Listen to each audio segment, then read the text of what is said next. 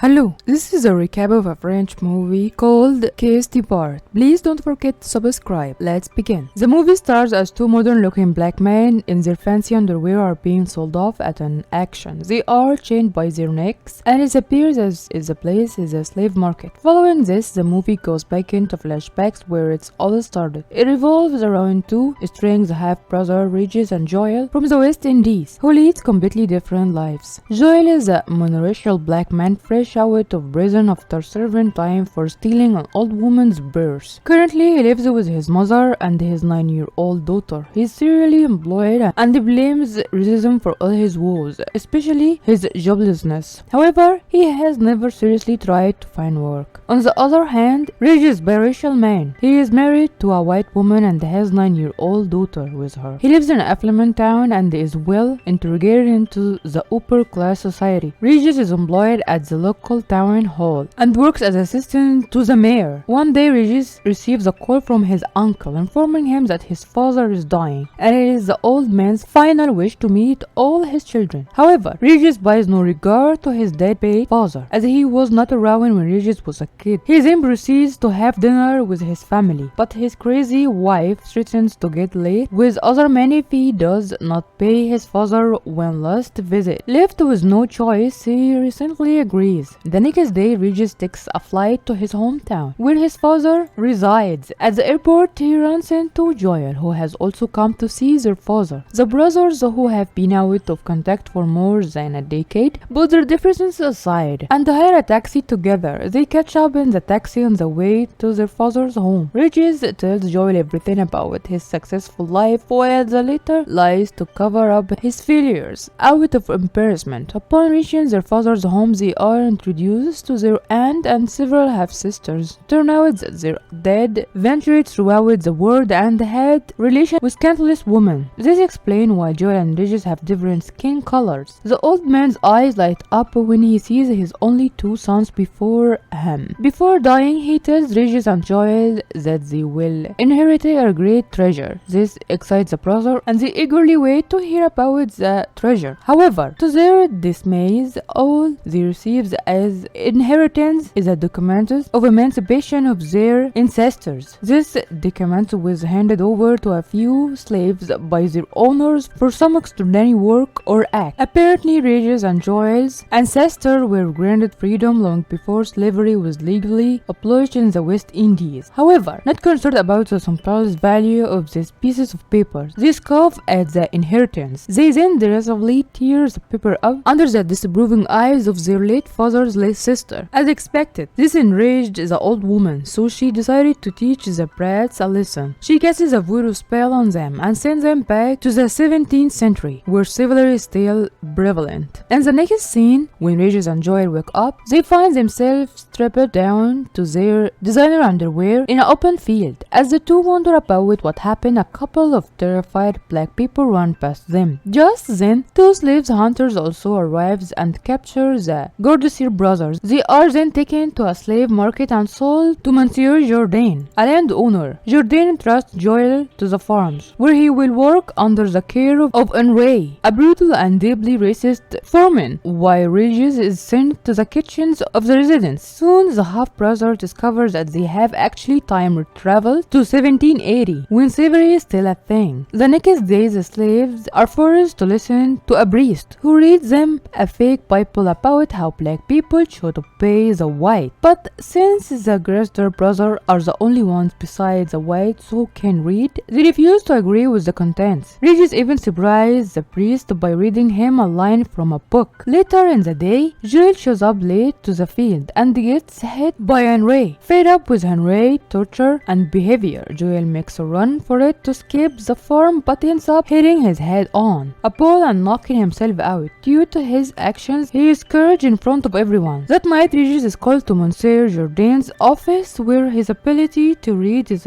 acknowledged. Jourdain prizes him for being a smart slave and give him the privilege to control the other slaves when Henri. In the meantime, Joel is getting his wounds treated by a female slave, Rosalie. It has been only 5 minutes since they have met, but Joel has already started liking her. At an opportunity moment, he leans in for a kiss, only to get turned down. Rosalie Rosalie then reveals that she is in love with a fellow slave named Isidore. Much to Joel's disappointment, the next day Regis carries out his new duty and starts ordering and commanding other slaves to do their work. Joel is shocking to see his brother acting like the whites and they criticize him for being selfish. However, Regis could care less and he continues to be loyal to his new masters and reports his work throughout the day to Monsieur Jourdain. Eventually, everyone in the White household finds out about Regis' ability to read and starts mocking him. They also joke about whether or not he can play the piano. To everyone's surprise, Regis plays the piano beautifully. However, this results in him getting whipped severely by the Whites. Finally, fed up, Regis wants out,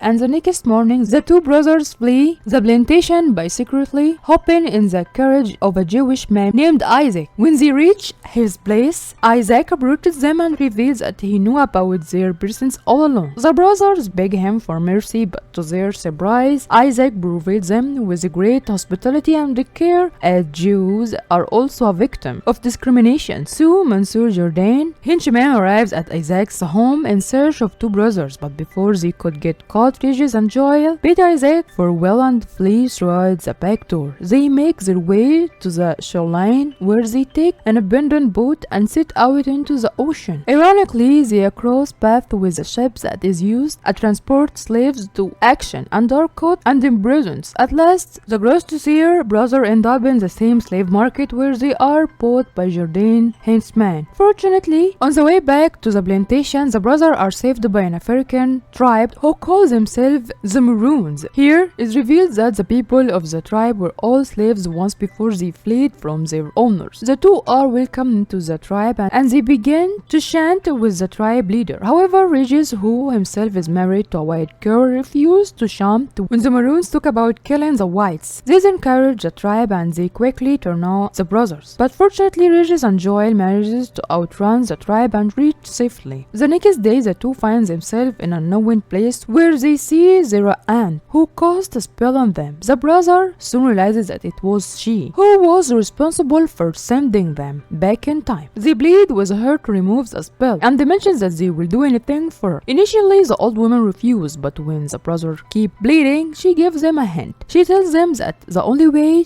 for them to get back to the present is to reach the plantation again and reunite their ancestors, Isidore and Rosalie. She also tells them rectify the error without elaborating any further. Before disappearing, the woman leaves behind her a special pipe and instructs the brother to smoke it when they have successfully completed their mission. As the two are brainstorming ways to tackle the situation, Joel suddenly remembers seeing what seemed like Isidore having oral instruction with another man. He has also recorded a video of the accident on his phone and showed it to Regis. The two brothers then become convinced that Isidore is homosexual and they mistakenly believe that this is the error that they are supposed to fix. In the next scene, Joel and Regis return back to the plantation. They try to navigate with Monsieur Jourdain on their punishment, but it doesn't work out for them. Instead, they get branded with a sigil of the plantation. They then return to their huts and begin to plan their courses of action. Meanwhile, inside the mansion, the Whites are celebrating the wedding party of Monsieur Jourdain's daughter, taking this as a perfect distraction. The brothers organize a party of their own for the slaves. They secretly steal a pearl from the distillery to intoxicate and activate the romance between Isidore and Rosalie. However, their plan hits a roadblock when Regis spots Joel making out with Rosalie due to his infatuation with her. Afterwards, the two brothers improvise and physically help the couple have intercourse as they are asleep. Once it is done, they are convinced that their mission there is accomplished, believing that they can go home whenever they like. The brothers decided to take revenge on the Whites. They make their way into the mansion armed, where they humiliate everyone. Joel kisses the daughter of Monsieur Jourdain, whereas Regis starts damaging furniture and even slaps a white man. All of a sudden, Enray bursts in the room with a gun and threatens the brother. Still, Regis and Joel shows no sign of fear and they proceed to use the pipe. Unfortunately, when they smoke it, nothing happened. It appeared as if the magical pipe given by the old lady was replaced with an ordinary one. As a result of their deeds, they are locked in a cage and are commanded to execution the next day. That night, the brothers get emotional and start contemplating their life choices. Regis talks about his failing marriage, while Joel confesses that he is broke and jobless. After a few hours, as the brothers are still sympathizing with each other, Enri arrives and takes them out